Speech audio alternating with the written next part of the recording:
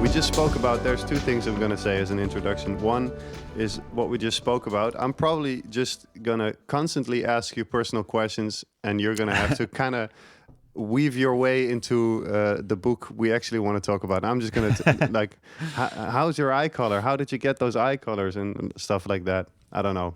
Bullshit questions. I have a small, mini introduction. My name is Maarten. Some people that listen to the podcast know. A lot of people also know that I've had a long, ongoing dark period in my life, resulting in one of those very, very darkest days in which I not only thought, but also decided to try and end my life. And from that point on, I started looking forward, and I started with some very classical things that our society kind of offers you when you're in that situation. I had psychotherapy, and I had hypnosis therapy, and a lot of things. And at some point, I actually noticed that my feeling said that I didn't really get that far yet, although I've been having years of therapy. And this is something I told on a big stage recently. There was this one picture on Instagram of someone that I've known for quite a long time, of different times as well.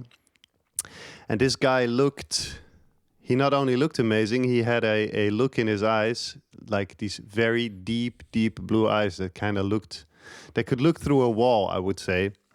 This man was Kasper van der Meulen, and I've known him from earlier days in which we've made music and didn't really care too much about our health. I don't think psychologically as well as bodily health.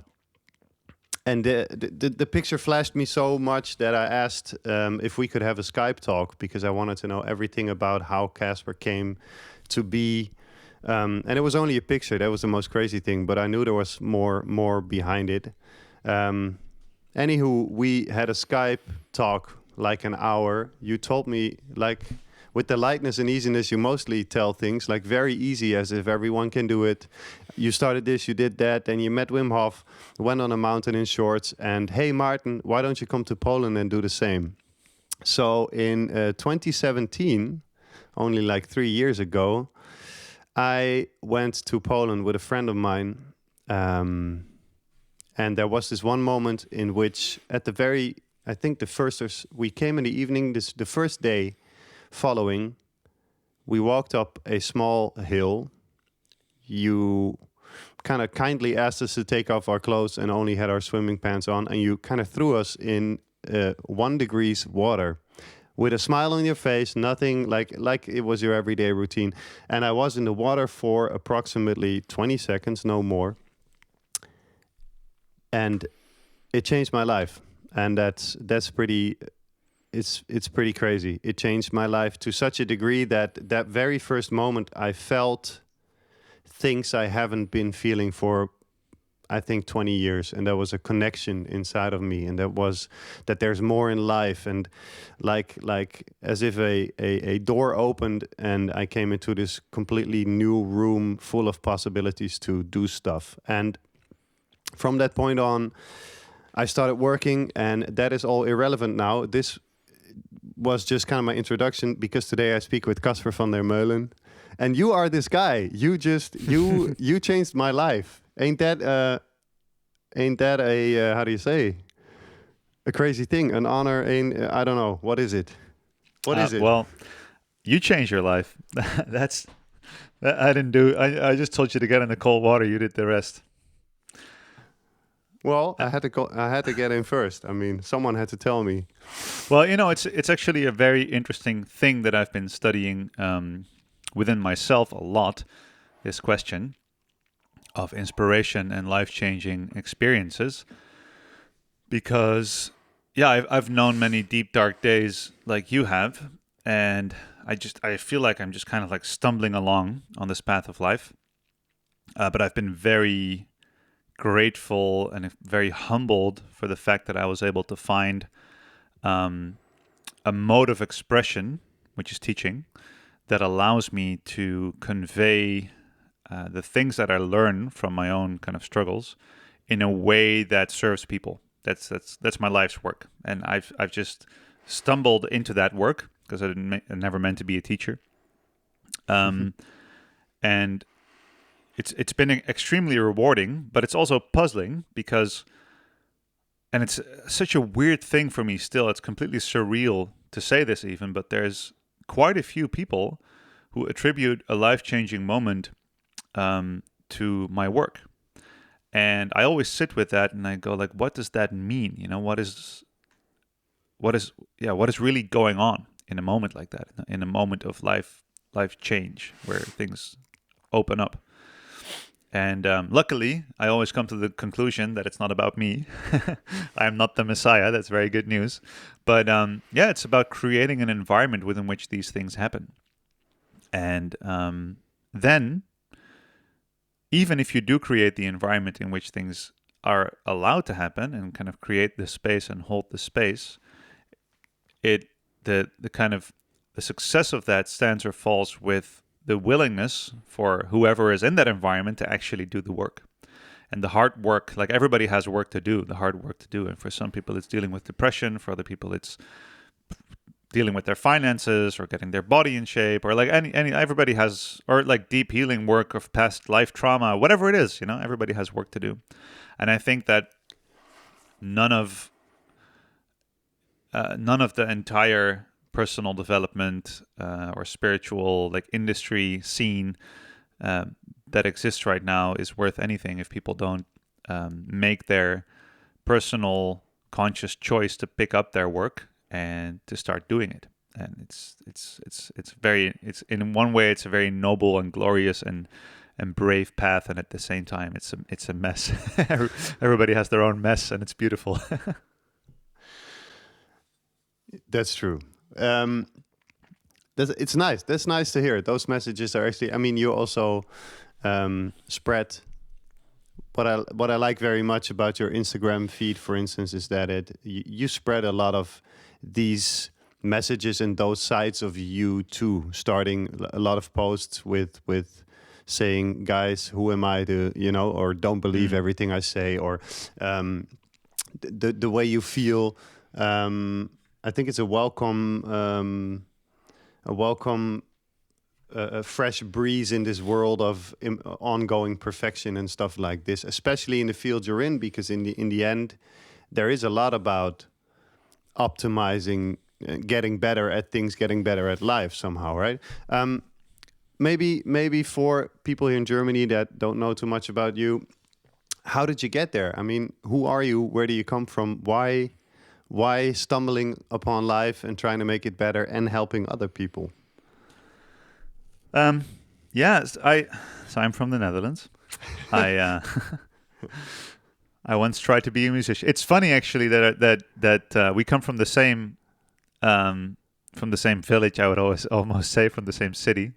We actually competed in the same basketball league when we were like 12, which you've forgotten, and I still very much remember because you totally like and again kicked over. I forgot again. I forgot again. Oh, that's funny. Yeah. Well, when I was like 12, yeah. I won national championship and I was like the MVP. And then after that, I got injured because that was the first time in basketball, I learned about work ethic, and I learned about like putting in the work because I was the least talented kid in any sport in my school. So I had to put like 20 hours of practice to anything I wanted to learn towards and I was a chubby kid and I couldn't fucking jump or walk or whatever. And I learned about work ethic, and then also I learned to work myself to death into destruction. So after we won national championship when I was like 12, and then I started getting injured, but I kept wanting to play, and I ended up in a bit of a lower ranked team.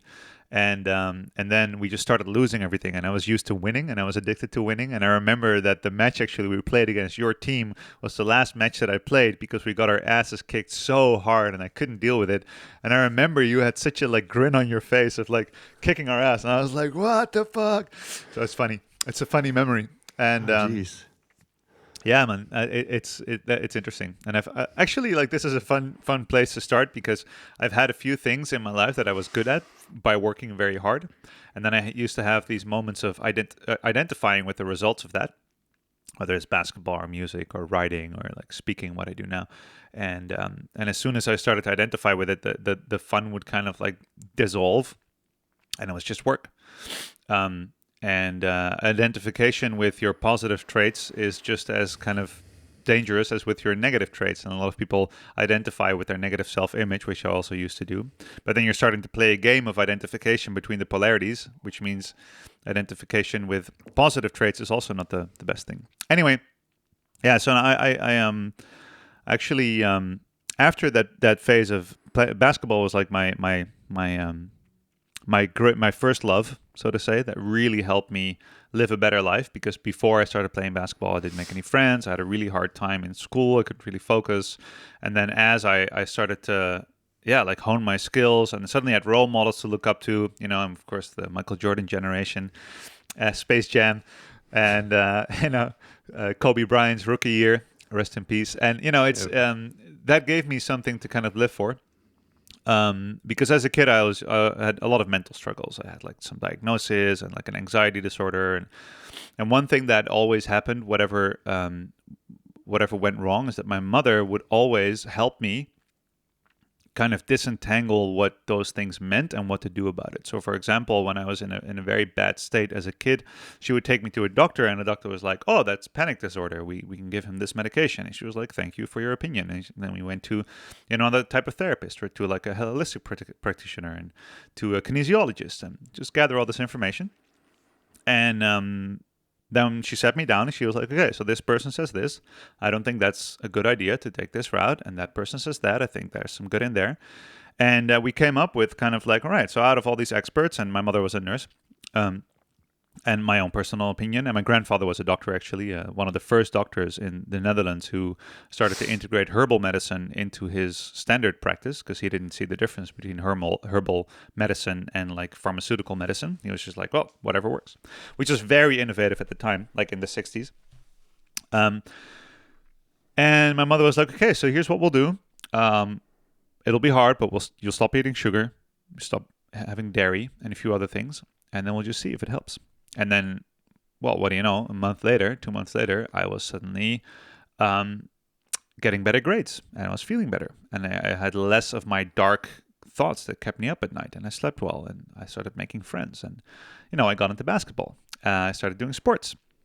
So very early on in life, this whole concept of the paradigm, like the life view of realizing that our states of being are linked to our own behavior. That's something that came to me pretty early in life in that way. And that doesn't mean that I then learned how to be awesome and stayed awesome. Of course, many ups and downs. Because then when I got injured with basketball and everything, then I got into another very dark period where all I did was just get high all day and get into trouble, and then stopped going to school, and had a very, very difficult phase in my life where also I stopped doing all the things of which I knew that worked. And so I knew that if I don't eat sugar, I have far less depressive thoughts. I knew that if I don't eat sugar or dairy, I can focus. I don't have my ADD type of symptoms. And in that time, that was a very like forward thought. There was no doctors or psychologists agreeing with that. Like, people were telling my mom she was like crazy for not giving me the medication and just changing my diet. So that's something that I learned early on. And at the same time, I learned how difficult it is that if you know the solution, to actually keep it and to stick to it, and to actually make that choice on a daily basis, even though I'm about to eat this whatever thing that's bad for me, and 2 hours from now, I'm going to feel really bad. Still, it is near impossible to do it. And this is something that has fascinated me just endlessly, because I used to, and especially like after in that kind of dark period, I met so many amazing people, just good, wonderful, awesome people that were good friends of mine. And they were seeing their lives being destroyed by drugs. And it was like they weren't even doing it. It was like the drugs were doing it. And they said it, like they started doing hard drugs and all this stuff. And I kind of got out of the kind of like bad boy game around that time.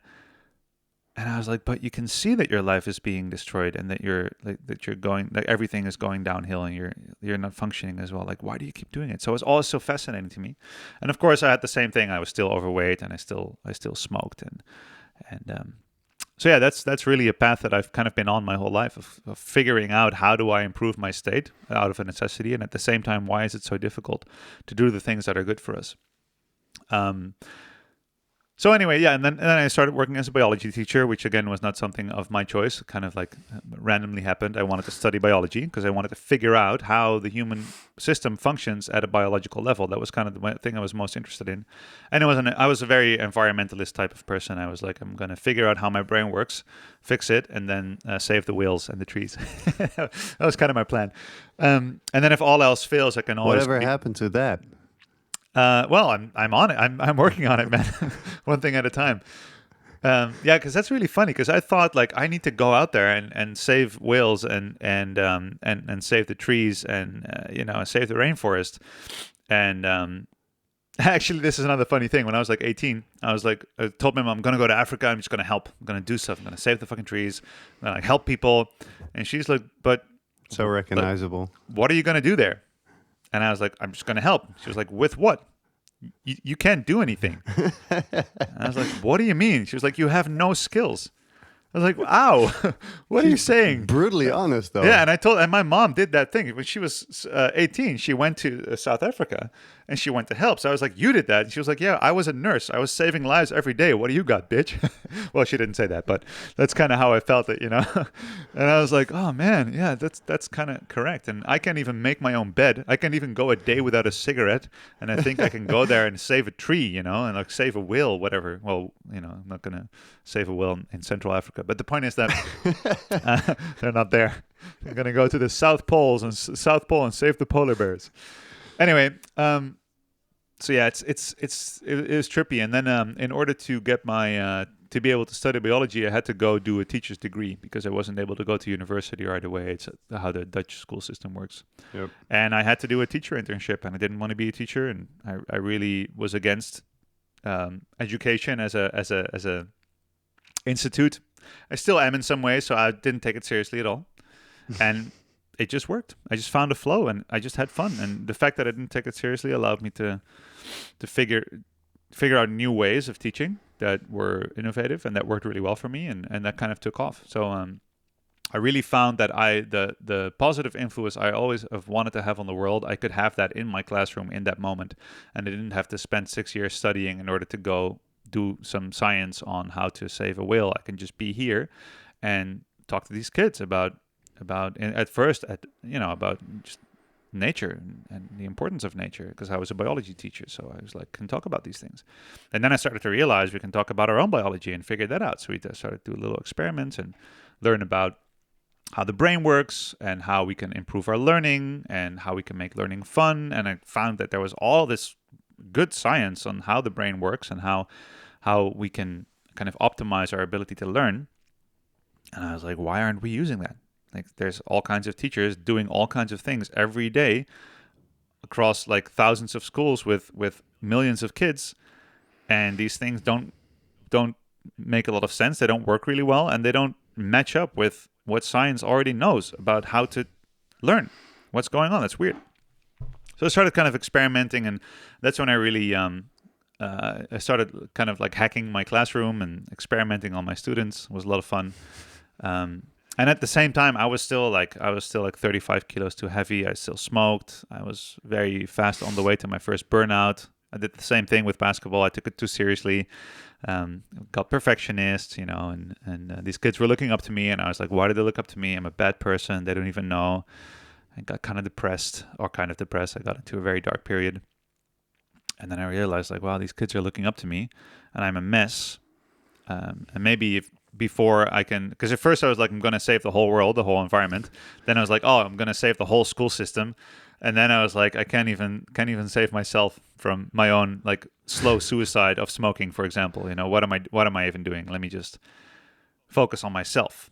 So I really went, and that's a really cool question. What happened to the environmentalism? Well, it's still there, but I also realized that nobody's going to take care of their environment externally if their internal environment is a mess. So then I started to focus on my internal environment, my thoughts. I learned to meditate. I learned self-hypnosis. I started getting into breathing techniques. And then, I came to a point where I was like, oh, I have some really cool things that I've learned. There's a lot of stuff out there, and I just want to put that in a format where people can very simply take it on. And I want to write it at a level where my students could read it, but also, well-read, educated people can read it and still get something out of it and apply these things. And that then turned into the book. MindLift, which is now aptly titled Mentale Fitness für das perfekte Mindset.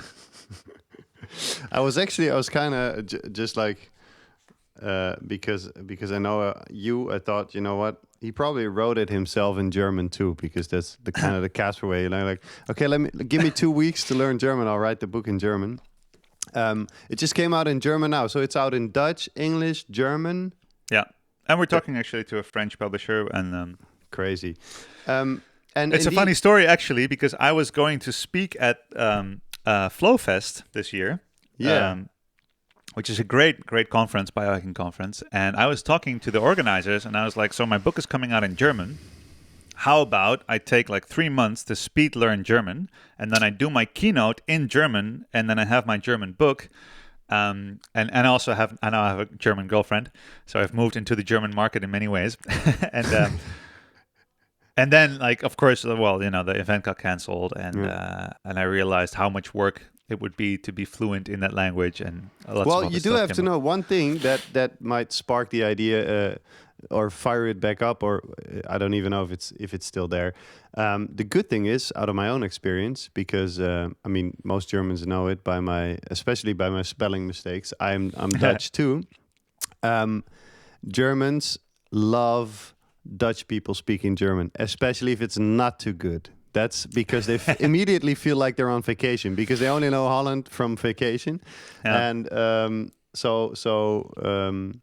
I would encourage you to do it, because probably, I mean, half of the people's only going to be not listening to your messages anymore, but you know, it'll still work. Yeah, I was actually considering to record the audiobook myself, because then I actually read my own German book, and it's good practice. Yeah.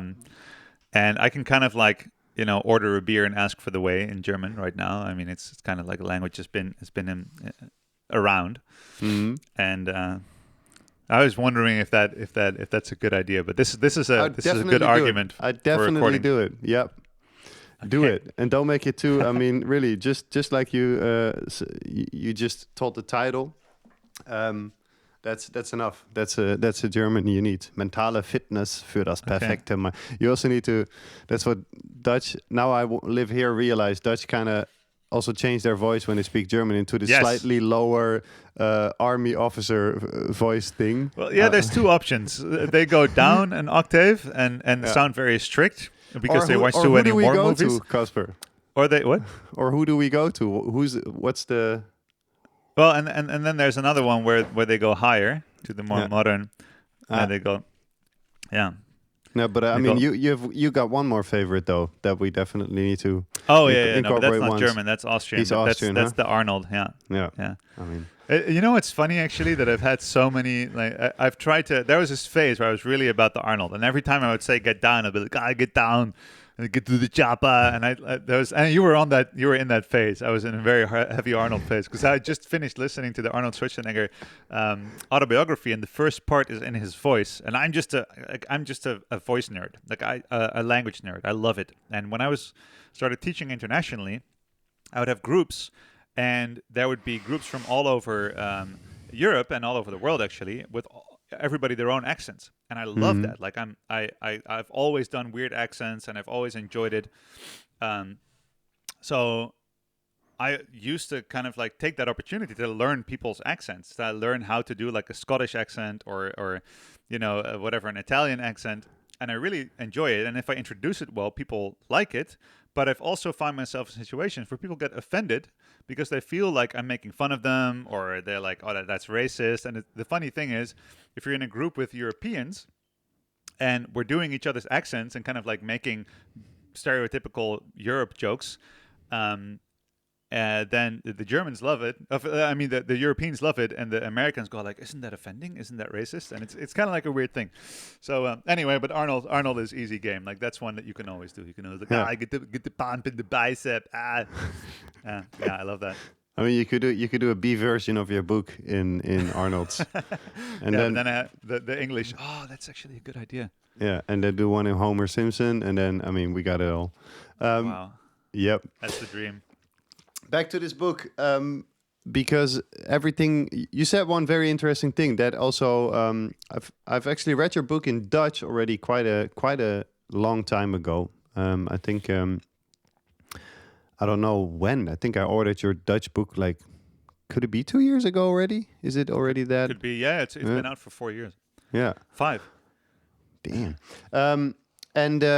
Well, then I reread the German version, which is always cool because there's things you read in different situations, and so there's also different comprehending. I always feel, in things that are in the book. I've read it totally different 2 years ago than in my state now. Well, and that's true, but also to be fair, this is a translation from English. So I did Dutch first, and then I did English, which was a pretty big update, improvement, and then that was translated to German. But that's true. That's one thing I really love about understanding multiple languages, is that you get to apply a different vocabulary to the same topic content, and it's almost like you're taking a different technology to it. And even now with because I'm Dutch and my girlfriend is German, but we speak English together, and she's learning Dutch because she's living here now, and I'm learning German much more slowly because there's no necessity. But a lot of times we have like a concept, and then we translate it in both languages, and it gives you a much broader scope of understanding the subject. It's really magnificent how you can switch to another vocabulary and have a different point of view, or even feel differently. I mean, I don't know if it's with you, but I've spoken to a lot of multilingual people who say, I have slightly different personalities in different languages. Like, I like myself better in English. Funny enough. Yeah, true. I don't know if this is film and the whole business induced, but I kind of also feel a tad more professional in English actually than in both of the other languages. But somehow, because I mean, especially in the field we're in, and for instance with breathing, there's so much cool stuff coming out currently, which is in English and has English titles to them. I mean, it's also the German languages for instance, over breathing or terms like that. They just don't sound that sexy in German too. That's the only problem we need to work on here. Breathing is a nice word. Atmung is a bit. Atmung. Yeah. Atmung. Breathing. It sounds like you're breathing. True. Here we go again. Back to the book. So your book, because I do sincerely want people to read this, especially in Germany, because what I really like about this book, and what, for instance, you said earlier, is it focuses very much on how to use your brain, how to learn, how to change your behavior, and especially which focus you have on yourself. You just said earlier, and there was a part that I reread that I really related to, is that if you only judge yourself or are judged by your talent and by everything that went well and all those kind of things, instead of focusing on the process of things, it's a very destructive way to become better or to live your life, maybe even there's a part in which you say that being always rewarded by your parents for your talents, for your natural abilities especially, will make you very bad at failing at a test, because you will immediately see your whole personality being taken apart by something that's only a process. And I just reread that, and it blew my mind, because I don't know, I had it in such a different light.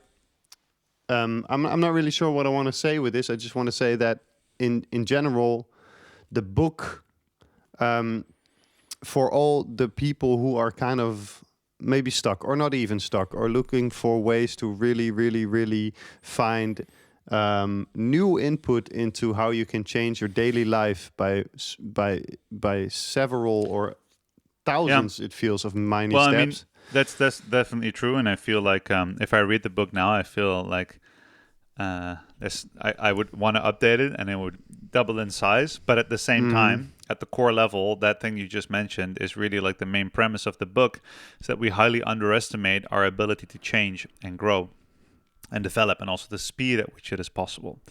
And like I've never seen myself as very talented. And if people take a snapshot of what I do now, especially now that I've taken all my weird stuff and I just do it at the same time. So I'm teaching breathing, and then I'm playing handpan at the same time, and then like some people, they see me like count backwards in my non-native language while I'm like playing a complicated handpan rhythm, and they almost fall off their chair because they think it's so complicated, and they go like, "Oh, this guy must be super talented." But the funny thing is that it's just practice. I've just spent a lot of time practicing very specific, very nerdy things that didn't seem to have any practical application to life at all. Where people would be like, "Just do something useful," and I've always learned in every direction that just interested me. And then later on, figure out a way to make that applicable and practical, and to present it in a way where it's like cool to look at. Like, for example, making music and guiding breathing at the same time. But it's not about talent at all. It's just putting in work. And like I said in the beginning, for example, basketball. I mean, I may have been talented. Could be. When I started, I was far behind on everybody else. And then, I did a lot of work. And then I started to get ahead of other people. In that scenario, it didn't matter whether I was talented or not, because I had to put in the work anyway. Because either you put in the work to actually, if you look at your talent as like a raw diamond, you need to put in a lot of work to make it shiny, right? And if you don't have talent, it's like a bit more of a boring rock. But if you polish the boring rock, it could still end up looking better than the raw diamond, And I'm not sure if that's the best example, but anyway, let's roll with it. It's a nice analogy. I like it. I wrote about this brain researcher called Carol Dweck, and she talks about it like it's little rubber bands, and people with a lot of talent. So let's say somebody is a piano prodigy, and their raw talent for playing the piano. I mean, your genes don't know what a piano is, right? So it's musical talent that just happens. The best expression of that may be the piano, and then that talent is basically a very long rubber band, so it's a high capacity. And then if that would be stretched, it could be very large.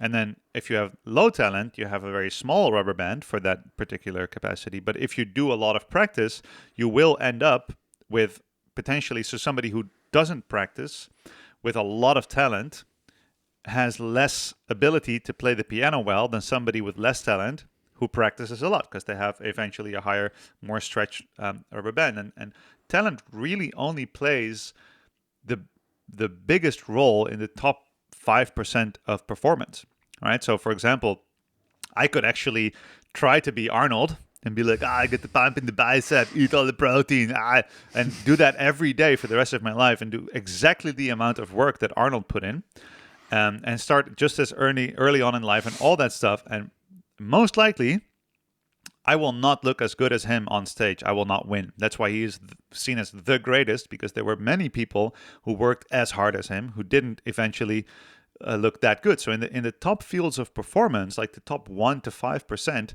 talent makes the difference. That is the big game changer in fields like the Olympics and stuff like that. But for just everyday normal humans who just want to live good lives, talent is not an interesting thing to think about. Whether you like, should I play music? Well, no, I should not, because I'm not talented. That's ridiculous.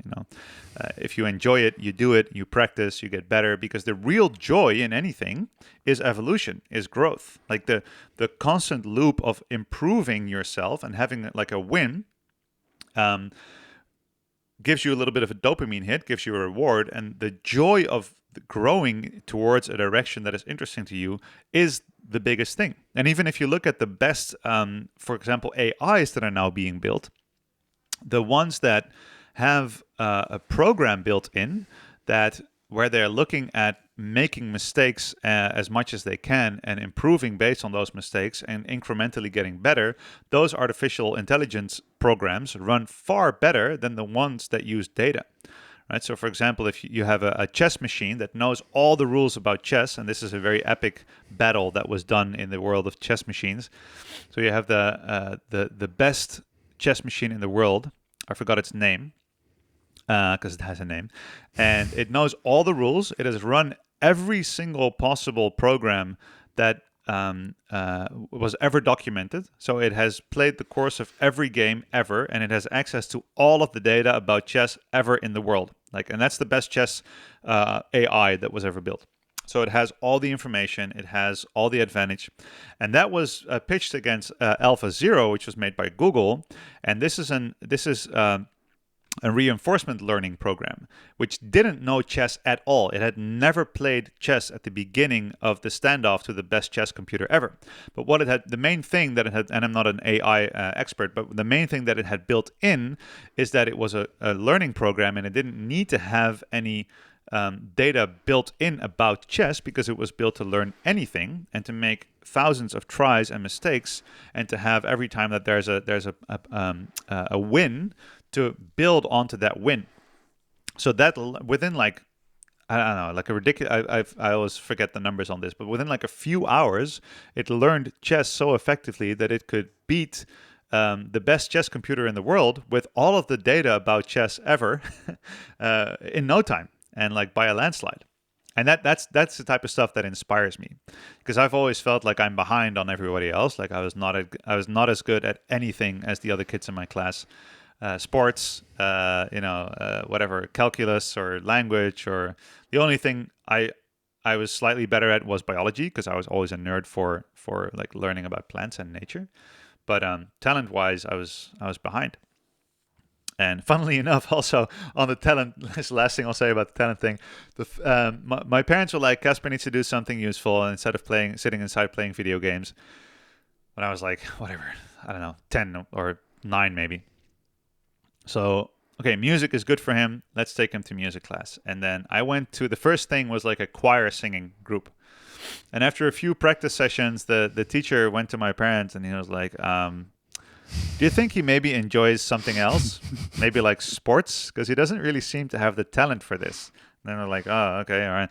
And then I went to basketball practice, and after a few basketball practices, they were like, does Kasper maybe enjoy anything else? Maybe music? Choir singing. So the first professional that I met in both music and sports told me that I didn't have any talent, and they said, do something else. And then, 3 years later, I was national champion basketball, and then 6 years later, I was a professional musician teaching music to kids, And I was like, oh, maybe they didn't see my talent, or maybe the whole question of talent is just bullshit, and I just put in the work because I enjoyed it. Yeah. I mean, yeah, it is. You just, I wanted to ask, is talent bullshit? It's not. I mean, you said the highest, let's say 5%, it might make a difference, but I mean, talent is amazing. I'm just saying it shouldn't be. It's not the determining factor for whether or not you should do something. Yeah. Right. So the whole question, the way that we approach talent, focusing on talent, that's just not the. And even in education, if you have a child and they're talented at a certain thing, for example, my daughter, she seems to have a tendency towards language. Her language is ahead of the curve, and she's speaking well, and she's learning English. Then if you're like, oh, that's her talent, she should focus 100% on her talents, then wouldn't that be kind of a limited way to learn? I'd rather have her just enjoy whatever she wants to enjoy, instead of creating a direction on her based on the idea that she may have talent in that direction. No, it's nice to just learn in all directions. And especially those rubber bands that need more stretching, focus on that. And at least that's my view of things. To be kind of a well-rounded human, you just want to explore all these different sides. Yeah. And focus on learning itself, the process. I mean, that's where we're back. Kind of, that's what the circle is around. The statement you have in this book, focus on the full process of repeatedly doing things, and sometimes succeeding, sometimes failing, but always just kind of tuning the process, to get somewhere, or to have a new skill. And I think that it's pretty amazing that even now, by this time, I mean, I've had so many different talks about learning and school systems and everything. And I mean, your approach, your complete book could be a guide for how to build up new forms of schools, you could even say. But I've been having these kind of talks since like 4 or 5 years intensively with people, and the change should have maybe already been, I don't know, 20, 25 years ago. It's pretty crazy that schools still kind of are the way they are exactly, although the science has already, I think, I don't know if it's in your book or if you just said it, that's the contradictio in termini. How do you say it? It's like, it doesn't, the way we teach science in schools and what we've learned from science, that teaching science the way we teach science in schools is bullshit. This whole construct is already, is the weirdest thing ever. But that also, I mean, it comes down to a much bigger question on a much bigger level. And that is, does the current school system have our individual advancement of truth and understanding and self-development, so our actualization, as the highest goal? Well, no, it does not. Like self-actualization is not the goal of education. The goal of education is to produce people who have a standard set of qualities and information so that they can kind of predictably function within the society that we have. Now, and the reason that is not really working anymore is because that idea, it has become kind of flawed. So the kind of like the school system, the idea that as long as, so we need a population where as many people as possible understand and know the same things and think in the same way, because then we can have that kind of like engine. The engine of the country is the humans in the country, and we need them all at the same level so we can kind of like produce the right amounts of living standards for everybody in the country. And that was, of course, the main mission of every country 100 years ago, when we didn't have, civilization and technology at the point where we needed it to be. So 100 years ago, the whole idea of just sit down, shut up. You're lucky to even be here. Like, you could be working, like your grandfather was working in the field when he was 12. Just be happy that you're inside and you're dry and you're actually allowed to be here. So shut up and do what I say. That whole idea is like, because if you don't shut up and do what I say, you won't be able to get that job. You won't have your house, and then you'll be poor and you'll live in the streets. And that is, of course, a premise that was true for our grandfathers and grandmothers and even our parents, because that promise still worked. Just sit down, shut up, do your best. Get your degree, then you can get this job. You can do the job for 40 years, and then hopefully you still have some health left at the end of your work time, and then you can enjoy your health and your money while it lasts, and then you expire, and then the circle starts over. And of course, that worked. We built great countries based on that paradigm, because for that, historically, that's the thing that worked, and the promise held up. And now it doesn't anymore, because we don't need more bricks in the wall. We don't need more people knowing the same things. Now suddenly we need critical thinkers, and we need people that can judge truth, and that can read sources, and that are literate in their self-learning, that are actualized, self-directed learners, because we're not dependent on these buildings and books for information. Everybody can learn now, or at least everybody could learn now, except we haven't learned how to learn. And I think that is the core of the kind of change in direction that society needs to make, and that the world needs to make at a large level, from like a bird's eye view, is that for the first time in history, we're living in a period where self-actualization could be the main, let's say the main purpose of everybody's life, and not just privileged people. Like, everybody now lives at a standard where they don't have to worry about being drafted in the army because war may start anytime soon. They don't have to worry about freezing to death in a heavy winter, or dying of this is a bad example right now, but dying of a flu tomorrow. Right? But still, it's still true. It still holds up. Like, medically, security-wise, war-wise, we live in the best time ever. There's infinite information. There's so much wealth, and especially, I think, if you live in a Western country and you're lucky enough to be born in the right place nowadays, you have such a head start towards the rest of history. And now the question is, what do we do with it? Well, what we have done with it so far is we're sick and we're miserable. Like 50% of our population, and this goes for all the wealthy Western countries, Germany and the Netherlands and France and everything, gets chronically medicated when they're over 55, and like half of the population is obese. It's chronically inflamed. Has like dopamine issues and cortisol problems and Sleep apnea. and general like sleep apnea isn't even the biggest problem. Like lack of sleep, like not enough REM sleep.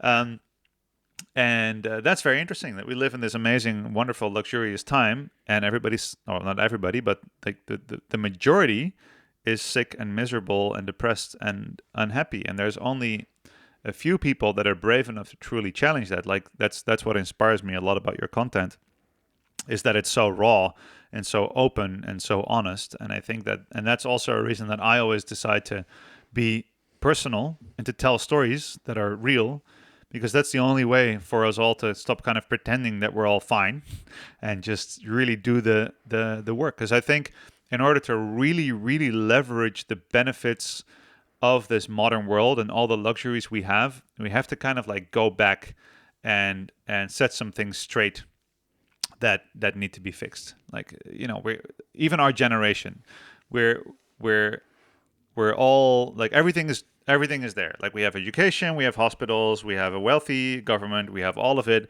but still we are the grandchildren of people who went through war, and this is something we can't just pretend that that's 2 generations ago, that is gone. No, we still have some healing work to do there. And like this is, yes, we live in a time with the least amount of war and famine ever, but that means we're recovering as humanity, as a human race, and I like to think of consciousness in that like global way. We're recovering from centuries of slavery and war and the most ridiculous, like horrible stuff that went on. Yeah, and we have it good, but if we don't do our inner work, we still end up living miserable lives. Don't you feel like, because that's what I mean to see a lot, and also work with a lot, is that even though we live in this very, very comfortable time, and our systems, especially body and reactions, and they don't really know that yet. I always think there's this funny thing. It's actually you haven't even, your book is very much the brain, learning, mindset states and stuff like that, but you do way more than that. I mean, it only has a small place in your book, but I've actually gotten to know you because you took us on a mountain in the snow, set our asses in an almost frozen lake, and said, here you go, deal with it, because this is what your systems actually know: real fear, real input, real impulses and stuff like that. What I want to say is that I tend to work with that more and more, telling people, listen, if you get an email, that's this privileged Western cool world, but your system still reacts like it used to react back in the days when there was a tiger standing in front of you. Yeah. And as long as you don't understand and take these steps back really into what we genetically do and feel and how we react, as long as you don't get there, you will never really fully understand why you are so stressed when something like this or that happens. Yeah, I've in recent years, I've been focusing more and more, and it's just not because I don't think the mindset perspective is valuable anymore. The mindset perspective, like, I stand behind everything I wrote, but at the same time, I'm always learning new things. And now I've been getting. One thing that I think is extremely important that people don't really get is that their mental state, the thoughts they have, is like the tip of the iceberg for your physiological state. So when you become aware, consciously aware of having a conscious thought, there has been like a whole cascade, like a whole set of dominoes that have been ticked over physiologically and emotionally, which is the same thing. Way before that, I'm talking about like 3 milliseconds, but it's big in the system. That's giant. That's huge. That means that before you become conscious of anything in your life, your physiology has dealt with it. And what does that mean? It means that millions of years of survival programming, so your hormonal systems, the electrical state of your nervous system, all of that is built to deal with every single thing that happens in your life on a subconscious level. So by the time you become conscious of something, it's very interesting to kind of like remind yourself that is only 1 to 4% of your life is what you become conscious of, which means that 95 to 99% of everything that goes on in your life is being dealt with by your automatic pilot, by your subconscious, by your autonomic nervous system. And only a few things that it does, it sends a memo up to your brain and goes like, hey, here's the thought about this thing. Here you have some conscious ideas about it, but don't worry. Like, here's just a memo. We've already dealt with it. Like, you're already making adrenaline. You're already making cortisol. You're already like, you've already like you're already standing in front of the fridge stuffing your face with chocolate because you felt an emotion you didn't. It's funny, right? Like, there's an emotion you don't want to feel, and then before you know it, you're like smoking or overeating. And then by the time you become, and then your body's like, oh, by the way, something scary happened an hour ago. Now you overate and you drank real? 5 beers. Yeah, and so here's a thought about it. Use that to judge yourself. And then you go like, oh, I'm such a bad person. Why can't I get my life in control? Well, because you're not in charge. Like, you have this primal hunter-gatherer body and mind, nervous system that determines how you feel and what you do and how you respond to life. You don't have a lot of say in that. And it's a funny, in one way, it's a weird thing to think about, that we don't have that much free will in that way. But what we do have, that as far as we know, none of our other animal friends in the animal kingdom have, apart from perhaps some aquatic mammals like dolphins and whales. They are far more sentient than we. It's showing that they are more sentient, and actually octopuses tend to have appear to have a level of sentience that may be similar.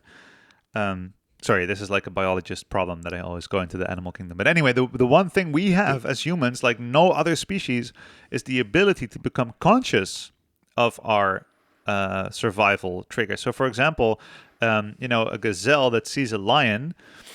When it's grazing, it's grazing. When it sees the lion, it just runs away. Fight, flight, it just goes boom, or flight in this case. It goes, it escapes, right? And that's it. And there's no moment for the gazelle, as far as we know, where it becomes conscious of that, which has upsides and downsides. That also means that the gazelle doesn't have to go find a therapist and be like, and I saw the lion, and I think the lion represents my father when he was trying to disapprove of my life. I think I kind of look funny when I run, don't you think? Exactly. Yeah, I ran away from the lion and I survived, but I felt like I looked like a total sissy when I was running. It's like, do I look fat? Is that why the lion is trying to eat me? It's because I'm fat, isn't it? Woo! Yeah, but at the same time, the gazelle also doesn't get to ponder over the like magnificent splendor of life in this experience, and it doesn't get to create art from the struggles it has, and it doesn't, So the conscious mind is a great gift, but it can also definitely be, something that's very much in the way of us living out our experience in the most kind of expressive and actualized way.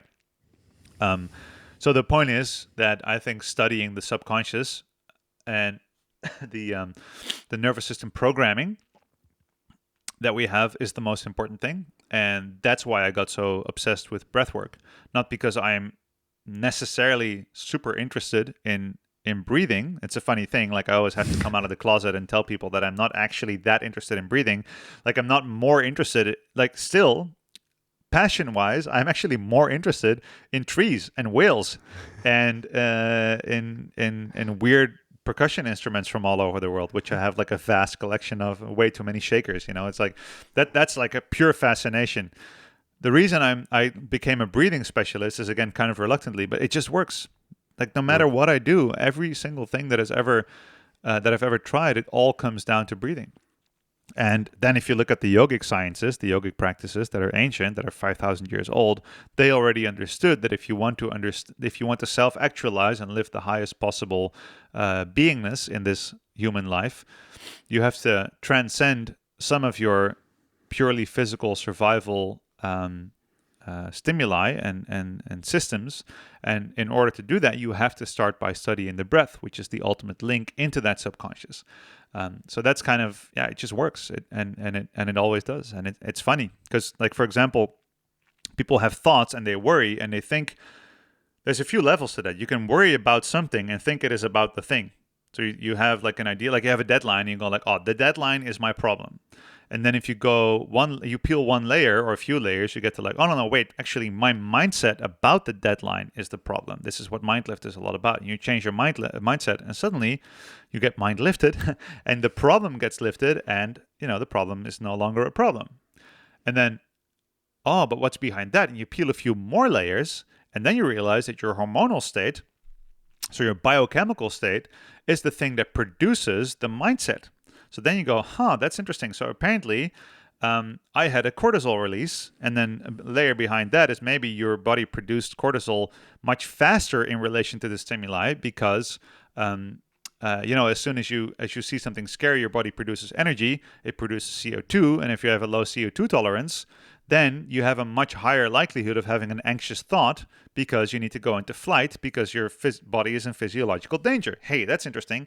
Now I get to work on CO2, and then you get to breathing. And then you peel a layer more, and then you realize that before you even have the biochemical response, you have an electrical response because the electrical system is faster than the hormonal and biochemical system. So even before you have the cortisol, there is a nervous system response that's happening, right? Because you have your actual nerves, your senses, they process the information. And then you get to, understanding your nervous system at a deeper level, where you realize like, so there's an impulse coming in, and then I have an electrical response, because even cortisol is triggered by the adrenal glands, but it's kind of like the assignment for that is done by the hypothalamus, which has an electrical wire towards the adrenal glands. So anyway, and then there's layers and layers and layers. The point is that now we're suddenly talking about CO2 and about electrical potentialities in your nerves, and then you go like, but wait, wasn't there this deadline that I was worried about? No, apparently not. Apparently you had a physiological state that was producing a certain quality of mindset, and from the lower quality of mindset, you weren't able to see that challenge as an opportunity or as a positive or as a fun challenge or as an opportunity for growth. You were perceiving it as danger. But that is because you were in a physiological state of unsafety by, for example, raising CO2 and not having the ability to have CO2, or the body feels like it doesn't have enough oxygen to deal with a situation. So that's that's the most interesting thing to me. It's like dissecting the human experience from the outside world, the things we perceive and that happen to us, and then the way we mentally think about them to the state of our body that produces the thinking to see the whole thing. And then we get really like in the wiring, but I love that. And at the core, it's a very simple process, and you can just find infinite layers of that. Boom. It is. Was that too much?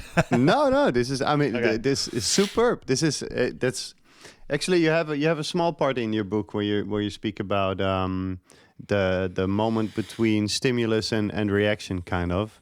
And I think the book The Wedge is it already out, from Scott Carney, I think is a lot about that.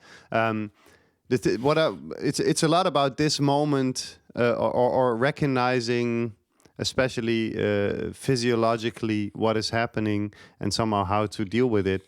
What I think is very cool about breathing as well, and I might say I think I'm a little more fascinated by it.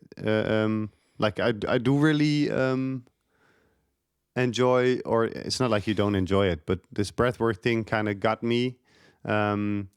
Anyhow, doesn't matter. It makes it sound like you're not interested at all, but you just said it's not your favorite thing. You still want to save whales and animals, which, I mean, I want to walk around the world once rather than only do breathing. So maybe it's not my favorite thing. No. So. I mean, like, it's not like people think that they go like, where did you find your passion for breathing? And I can't really find it, but I've just always, like, the reason I got obsessed with it, that's true, because it works, But I'm just saying that I wasn't interested. Like, for example, I was passionate about basketball. I was like everything that had to do with basketball. I had to know it because there was no reason. But for breathing, there was always a reason because it just worked. Like everything I study, I get super excited about nutrition, and I go into nutrition, and I peel all the layers, and I figure it out, and I go like, now nutrition, it's all about what you take in, and then you come all the way to the core of nutrition, and what does it come down to? Breathing. Metabolism at a mitochondrial level, which is dependent on breathing, and proper function of the digestive tract, which is dependent on the activation of your vagus nerve, which is linked to your breath rate, and boom, breathing is there again. It's just amazing. I love it. Well, it's more that like what I'm more trying to say is that I am actually like, I'm a generalist, and I'm interested in every single thing in the world. Like, I'm like anything. Just I can get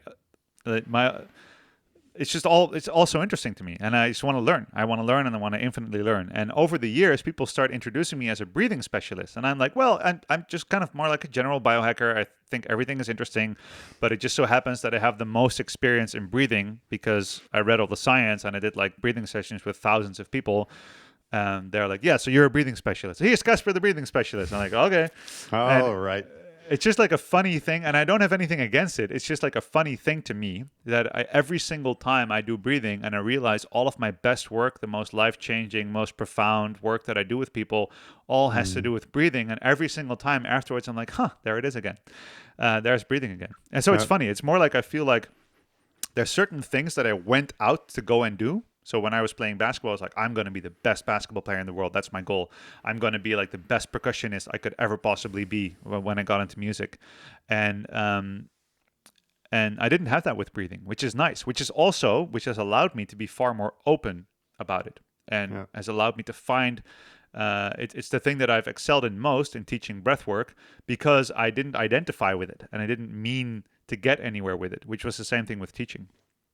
Yeah. Anyway, it's still, I mean, I study, like, I read about breathing, like, this is one of my favorite books, The Psychology and Physiology of Breathing, and it's, like, ridiculously technical. Like, you have to, it's almost, like, this is not a book you read for fun. Like, normal people don't read this for fun. This is, like big words and science and graphs and tables, and I'm just like, yes, give it to me. It's such a good book. So it's more like, it's a fascination.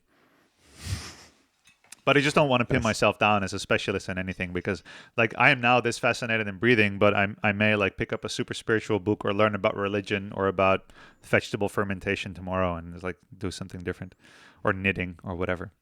Knitting. Well, I mean, we'll probably find that at the center of knitting, a good knitting patch is probably breathing as well. That's just a problem. We're going to get back to that all the time. 100%. Well, I think what especially is also what I really like about breathing is that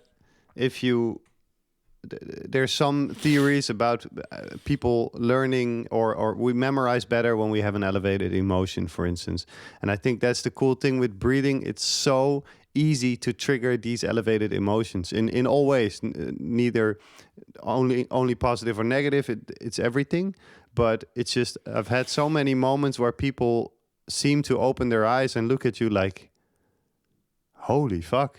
Like a connection kind of got there, because the emotion is very easily elevated and it's so easy to sense, which is something that gets harder and harder in this society where we get more and more numb. And I think that's why it's, for me also, it's a super powerful thing, besides also general nature things and the cold. And, that first time I was with you in Poland, it was the same kind of trigger, something that is so out of this world, kind of coming into like a freight train, and you cannot hide from those feelings that come. And that I think with breathing, it's pretty easy to in a softer way, but get people really into this elevated state in which they suddenly understand. It's almost like a microdose of that experience, right? And I think that a lot of people attribute major life-changing moments, or they attribute their biggest life changes to those moments. So you remember that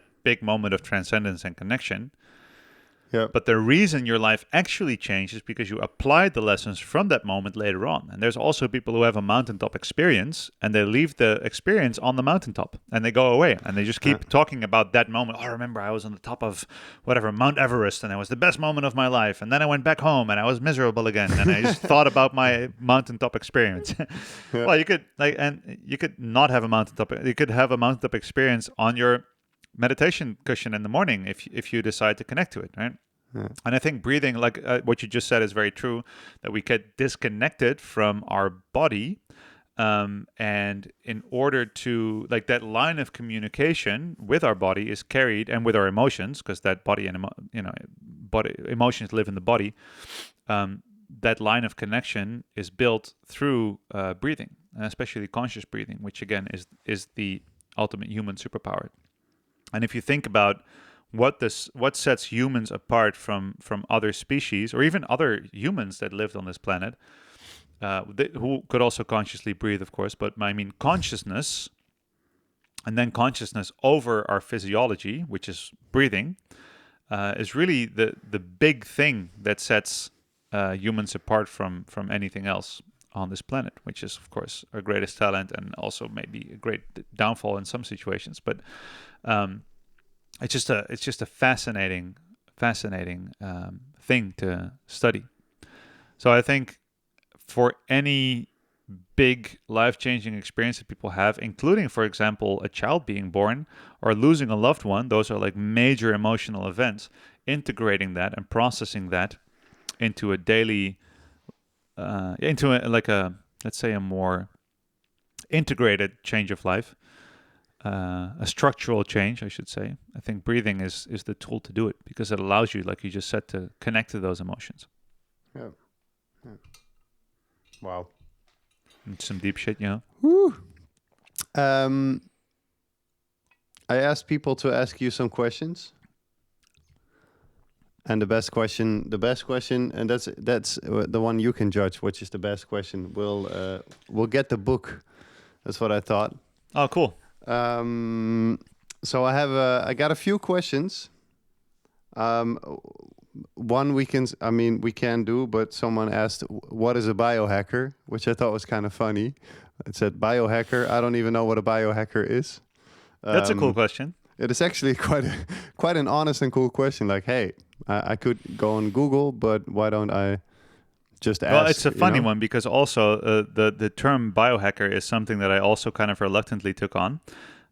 Like when I got interested in optimizing my life and everything, I realized that this physiological perspective, like understanding the human experience from a biological standpoint, that's what I was doing, because I was already interested in biology. So I was like, if I want to improve my brain, why don't I figure out how the biology of my brain works, like the chemicals and the states and all this stuff.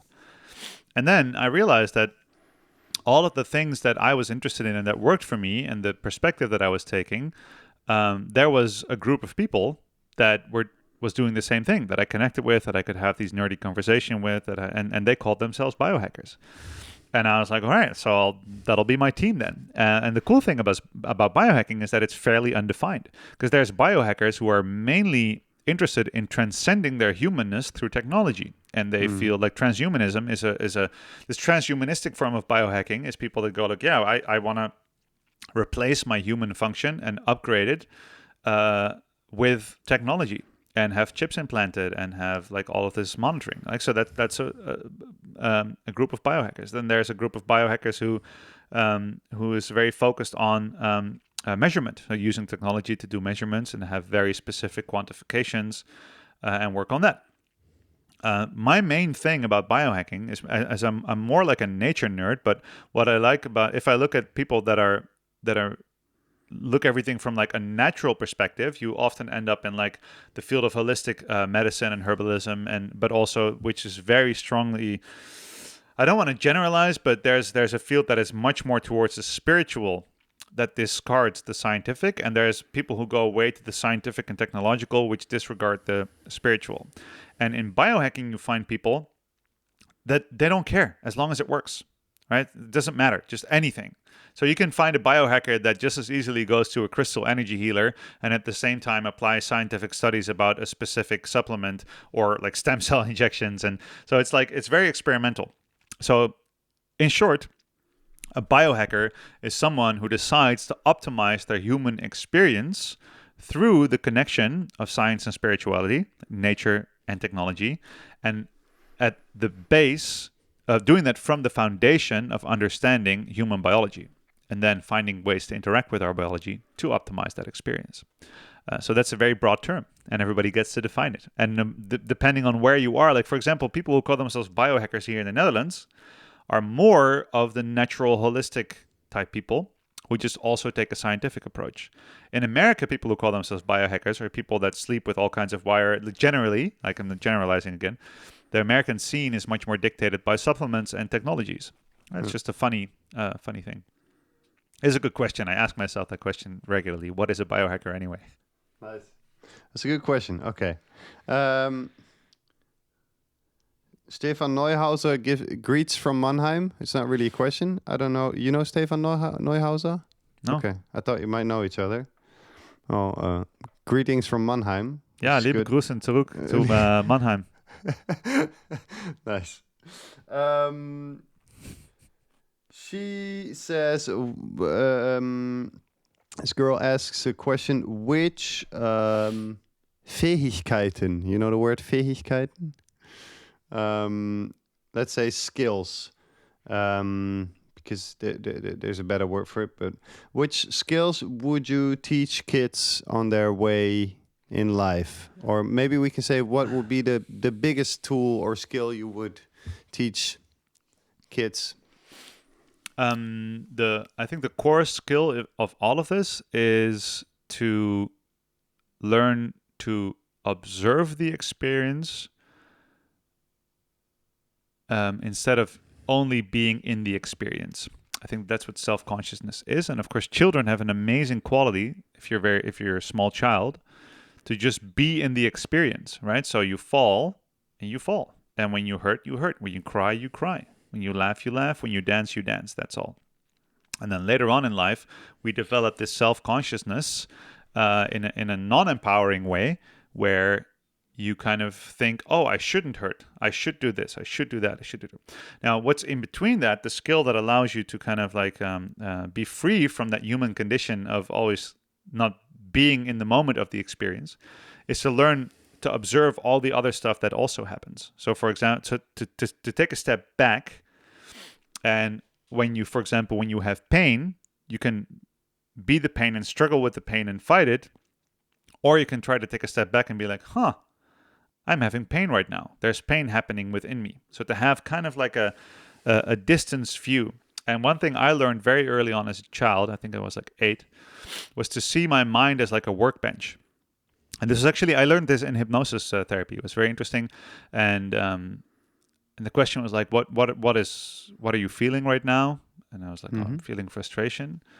And then he said like, and where do you feel the frustration? And I was like, I feel it in my stomach. Okay, so it's not your entire body. No, it's just there. Okay. And is there any space around the frustration? And I was like, yeah, there is actually. Oh, can you increase that space? And I was like, yeah, I can. Could you walk around it? Yeah. Could you increase it? Yeah. And could you decrease it? Yeah. Oh, interesting. So what I learned is that I am not necessarily my experience, but that it changes and it goes up and down. And for adults, there's actually a method called the Sedona method, which is very similar to this. There's also, from the polyvagal perspective, there's somatic experiencing. And it comes down to the skill of recognizing that the things we experience are not who we are. And that we can kind of like, but then the question is, who are you? This is too big to teach children. But yeah. I mean, there is an observer and there is an experience. And for children, and if you look at mindfulness training for children or yoga for children or schools that use meditation or breathing practice for children, it all starts with disconnecting the identification with the experience and the identification with the observing of the experience. And if you can create that little separation, then you can observe whatever happens without necessarily being controlled by it, which helps you improve your choices and which helps you. And this is actually what I'm saying is learn to meditate. But it's really about that observing. Yeah. Step back, observing. Nice. Do you remember the most? Oh, in my opinion, maybe the most funny Sedona session that has ever been. It was one in Poland. Because we did it the fourth or fifth evening with Joris, and I was there with with Jacob, similar names, Jacob, and I don't know. You probably still remember Jacob. Jacob is a pretty sturdy, easygoing, pretty centered. Like there's not much that brings Jacob out of his. I remember now. I remember where you're going with this. Yeah. And this is a story I love to tell because we were doing the Sedona thing, and I was going pretty deep in this and playing with this feeling, and it kind of hurt inside and everything, and then after that people were like crying and releasing trauma. We sat in and a everything. circle and everything, and then Jacob came to speak, and he's like, and it's I think it's extremely funny. He was like, yeah, I was pretty hungry. And then I just let go of it, and now it's okay. I'm not too hungry anymore. And the rest of the circle I was going through childhood trauma and stuff like that. Yeah. And Jacob came with his hunger, and it's typical Jacob because it seriously probably was the only thing bothering him at that very moment. Yeah. No, but I think to get back to the question, I think that's a very important thing is to be able to have that distance from whatever you're experiencing allows you to also see a lot of lightness and to see a lot of play. And one thing that we lose very early in life is the ability to just play and to just experience, because we hold on to things that we think are important. So that whole grabbing onto an experience and being like, oh, I must not feel this and I must feel that. If you can have that distance and look at it, then sometimes it's something very intense and heavy that you're feeling, and sometimes it's something funny like like just I was hungry and I'm a bit less hungry. It's easy. It was nice. It was a welcome point of view too. Like it could also be light sometimes. Yeah, for sure. It's cool. I like playing. Okay, I got one more. I think one more question. Those were two questions, but we can get them together. I think someone asked, where do you start when you notice that you want to change something, and how do I prioritize when I kind of have like lots of aspirations and I can't choose but I really feel I would like to change something in my life. Yeah, I think we always, like, in a way, the greater the struggle, the greater the triumph. And there's work to be done, and there's great things to do, and there's always really big things that we want to achieve, and then we have to feel like we have to do the whole big thing. But in order to do the whole big thing, like in order to climb an entire mountain, you still have to do all the steps in between. And what MindLift is really focused on is finding the most fun and the low-hanging fruit. That's basically what it's about. What is the low-hanging fruit in your life? You know, you may have many goals that are really big and that you really feel like you should achieve, but those are also the things that you probably have the biggest hang-ups about, oh, I should do it, and if I don't do it well enough, it won't be good enough, and it'll be wasted time, and then you have this analysis paralysis where you never get started. So the question is, what is the most fun and what is the easiest thing that still moves you in the direction of where you want to go? So anything that moves you in a direction where you would like to go is good. It's better than not doing a thing that moves you in the direction, and even better than doing something that is in the opposite direction of where you want to go. So as long as you're in the right direction, just pick the most fun, simple thing. That's the whole deal. Because then you keep it light and you keep it easy, and you want to have tiny, small wins every day. One example of that is like people want to, they're like, oh, I want to be super consistent, and I want to be able to I want to change my diet. I want to eat all of these different things. I want to go to the gym 4 times a week. I want to meditate every day. And that sounds like 3 things, but it's actually hundreds of different decisions you have to make in a day. But then you come down to, what do you really want to learn? What is the mental muscle that you really want to develop? The mental muscle that you want to develop is, I decide that I want to do something, and then I also do it. Like all of the things that I just said, the diet, the meditation, the movement, it is all about, I make a conscious choice for myself, and then I follow through. So what is the tiniest version of that? And one example, this is actually an example I think that Joris gave me also, is you take a matchbox, or it's from a Zen book principle, I'm not sure.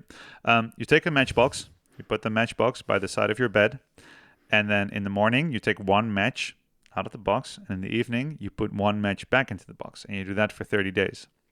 And it's so stupid that it almost seems ridiculous to not be able to, like, how could anybody not do that? Like, how could you fail at taking out a matchbox and putting it back in? So there's no high stakes, right? But it does train the mental muscle of, oh, I decided to do something, and this is so simple and easy, and it's so ridiculous, I might as well just do the matchbox thing, you know? And it's like the tiniest version of what you can do. And even if I work with like nurses who work in like home care, and the person they're guiding is supposed to clean their toilet, but they never do. And every time they go like, oh, clean the toilet, and they never do it. And then they go, I have to have a discussion about it. You're supposed to clean your own toilet. And every time, like for these people, cleaning the toilet is that big mountain. So I'm like, do you think this person could maybe clean one tile? It's like, yes, but that doesn't make any sense. Like, why not? Just have them do one tile, and you come in and you like go like, this is the most awesome clean tile in the world. Like, wow. And after they get really good at cleaning the one tile in their bathroom, they're like, well, next month we do 2 tiles. Like, oh, wow, I think I can do that. And then before you know it, they're doing 10, and they feel like they're winning on all sides. And I think we should treat ourselves with that kind of, like, you're training a puppy. You're training the puppy of your subconscious. So you better make it like a really fun and rewarding game. Otherwise, the puppy is going to learn that working on yourself is not fun and easy, and it's not going to want to do it, right? So I think the most fun thing that there is, and my mother simplifies it even more. Like when I get stuck, and I always call my mom, and I don't know what to do anymore. Like, what should I do first? Too many things I want to do. And then she just goes like, look at your left hand. And I just look at man, what is the closest thing to my left hand? And it's like, oh, it's like this right now. It's the junk on my desk. And she'd be like, well, then of course you clean the junk on your desk first. How are you going to think without a clean desk? And I'm like, all right, just do the thing that is closest to your left hand. That's like a life rule. And I go, all right, I'll do that. And it's helped me so much because I think smart. That it's about starting, right? It's about the difference between 0 and 1. So the difference between not flowing and flowing, even if it's the tiniest bit of flow, is the big difference. Because the thing you do is the thing you get more of. So once you get going, you'll keep going. That's a very long answer. Just start with something fun and simple. Well, it is the answer that that's in here. There's a few things you said, and I think that's especially cool to maybe shortly tell people that besides a lot of understanding how you think and what we can do and how we can get better at stuff, you have this super cool last part in your book that has like 50, right? Yeah, 50. How do we call them? Like 50 small tips, small things to just start changing your day and even your life. And some of them sound... It's the same kind of fun thing. Some of them sound so easy, you might even think like, really, is that going to change my life? And then you say, and that's the other part here, do it for 30 days. And there's this super cool overview you have in which you can answer yourself if it really works. Like, is it worth it? Am I sticking to it? Yes, no. And then this, I think I always like these parts, especially in books where you have went through all the text and then you're like, yes, and now I can start actually. I found it. Yeah, got the picture? Yeah. That's it. Kind of hard to see right now. That's it. And you have, which, because it also says here, los geht's. Los geht's. Los geht's. Jetzt geht's los. Jetzt geht's los. It's funny actually because I got there was like one review. I don't know where it was. It was somewhere where people can respond to other reviews. I think it may have been on Facebook, and there was something like somebody said, the stuff that the tips that he gives are too simple. They're just obvious. Who doesn't know this? And then somebody else responded with, but did you do it though? Did you actually do it? Nice. And the person was like, good point. Yeah. It's funny. Like, of course, some things are simple. Like, everybody understands that just eat more vegetables. Like, everything is simple. Like, you want to quit smoking? Stop putting cigarettes in your mouth. Like, everything is simple, but do you actually do it? That's the question. Yeah. Well, I mean, and not all of them. I mean, you have a part on natural sitting positions, for instance, like sit more, so it's not all just that is not putting in and out a matchbox. There's still something to it, like a cold shower. I mean, I tell a lot of people to do that, and I've seen over the years how many people struggle with those very small things. But that's exactly what it's about: getting started, just doing it. I think the low fruit. And that's actually a very good point that I will add to that. That the matchbox example is just the simplest, stupidest example that I have. But there are also things that have benefit stacks. Like, for example, a cold shower has, like, we could do an entire like 1 hour podcast about the benefits of a 2-minute cold shower. Yep. And all you have to do, you don't even have to understand them or know them. You just have to do the 2-minute cold shower, and the same thing goes for sitting in a squat position while you work. Or just learning to get back into a squat position, or walking barefoot. These things are so ridiculously simple. And I've looked for things in this book that are this one thing that you change. It's extremely simple, but the compound benefits of doing it over time keep increasing, and it works on all levels. And I think those are the things that are best to start at, because like just learning to sit in a squat to me has fixed my shoulder problem that I didn't even know could be fixed by sitting in a squat. Like, it improved my focus, it improved my running gait. Like, I can actually walk stairs now without hurting my knee, which I used to always do. And it's really about those compound benefits, I think. Yeah.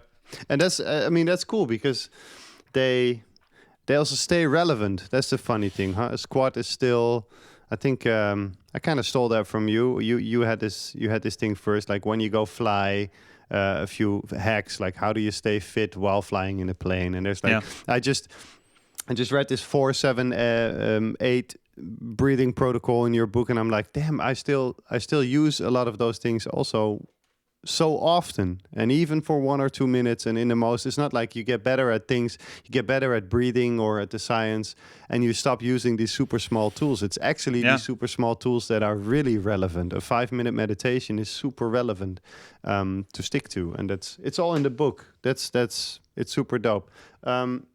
We can decide later which question was the best one, and we'll send the book to. Or do you want to do that now? No, we'll give some books away later. All right. I got one more question. Mine. When is our handpan duo album coming out? A whole album. That's a lot of work. It is. That's a good question. Well, you don't have a handpan yet, so I have a handpan for sale actually. So that. Oh, really? Yeah. No, we should definitely do some breathing and music collaborations. Yeah. When the travel ban or the whole quarantine lifts, I'll make my way to Cologne soon enough, because I now have a mother-in-law there. So in Cologne? Yeah. Oh, beautiful. Well, so we can meet up. That makes it very easy. I'll have a handpan by then. All right, you make it happen. I'll make it happen. You be the handpan man. The handpan man. I will. I'll buy 2, so you can even travel light. Boom. How about that? Thank you so much for your time, sir. I don't really. We could talk about a million more things, but follow me on Instagram is the most important message of the day. I think that's the most important message. So maybe and buy my book at the end. But for real, this one we can order on your website. On Amazon, actually. Well, the German version is on Amazon.de. Yes. And everywhere where Germans buy books. Yeah. I don't know where they buy books. Meyersche, I think. Meyersche is a big bookstore. That's why they buy most of their books. Is it in Meyersche? I think so. I think the publisher has it everywhere. Yeah, okay. That's good. I'm going to check and I'll make a picture if I find it at Meyersche. We find you on Instagram at Kasper's Focus. Yes. Twitter, your Kasper's Focus. I don't have any Twitter. No? Just do Instagram. Isn't there like a Twitter link in your book? Yeah, but that's not live anymore. Oh, is it still in there? Okay. Yeah. I'm going to talk to my editor. Twitter at Casper's Focus. Yeah. Okay. I can scrap it out of this book and just be like... That helps. And for those who want to, when this whole ban is over, see what you do live, how do we get to that? So I do mainly like really in-depth events. So I have a 3-day biohacking breathwork retreat in the east of the Netherlands, which is for a lot of Germans good driving distance. 3-day retreat where we go basically into all of this physiology, understanding biohacking, understanding how every breath influences your state. And for the coaches and breathing specialists or nerds out there, I have a breathwork masterclass, which is 5-day, extremely immersive. We do like dissecting lungs, like trying all kinds of different breathing techniques. We do microdosing psilocybin, and it's a grand exploration of human physiology through breathing. So those are kind of my best, most open events that are also in English, and really very cool international crowd that always comes to those. So that's where to meet me. Okay, and we can find that on your website and on Instagram, probably, right? Yes. I mean, whenever you do that. Okay. So everyone who's neugierig, schaut vorbei. Shout vorbei? Shout vorbei by Kasper. Shout vorbei. Oh, shout vorbei, yeah. Yeah. It's kind of like shout out. Shout out, okay. Yeah, shout out, shout vorbei. Nee. Thank you so much once again for your time. Yes, absolute pleasure. It was great. And until the handpan ban. Until the handpan band. Ban. The end of the travel ban is the start of the handpan man band. I gotta do some rapping in there too. All right, peace out.